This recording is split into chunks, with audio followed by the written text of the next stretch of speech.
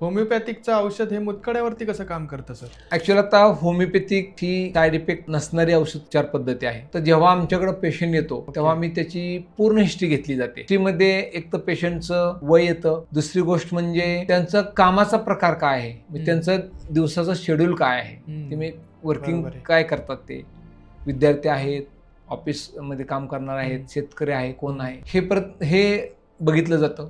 त्यानंतर त्यांचं मानसिक स्वास्थ्य कसं आहे, त्यांचं घरगुती वातावरण कसं आहे, म्हणजे घरात त्यांना काय ट्रेस आहे का, बऱ्याचशा ज्या काही गोष्टी आहेत की ज्या मनावर परिणाम करणार आहेत. त्यानंतर त्यांच्या काही हॅबिट असतात, म्हणजे काही सवयी असतात, त्या सुद्धा विचार घेतले जातात. तेव्हा काही हेरिडिटी आहे का, त्यांच्या अनुवंशिकता, म्हणजे त्यांच्या वडिलांना आहे का, त्यांच्या आजीला होता का, त्यांच्या आईच्या तिथं होतो, ही पण माहिती घेतली. थोडंसं हेरिडिटी पण स्टोन होतात, जी पुढच्या पिढीमध्ये पण बऱ्यापैकी राहते, त्यामुळे ते सुद्धा ह्या औषधोपचार पद्धतीमध्ये विचारलं जातं.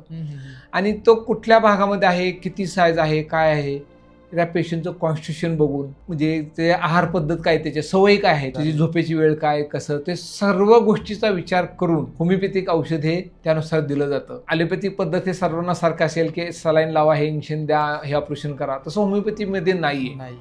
दोन पेशंटला स्टोन झाले असतील तर दोघांचं औषध हे पूर्णपणे वेगळं येतं. अच्छा, म्हणजे घरातला दुसरा व्यक्ती असेल, तुझं औषध घेतो म्हणलं चालणार? दोघांचं औषध सेम नाही निघत. होमिओपॅथीमध्ये सेम औषध निघत नाही.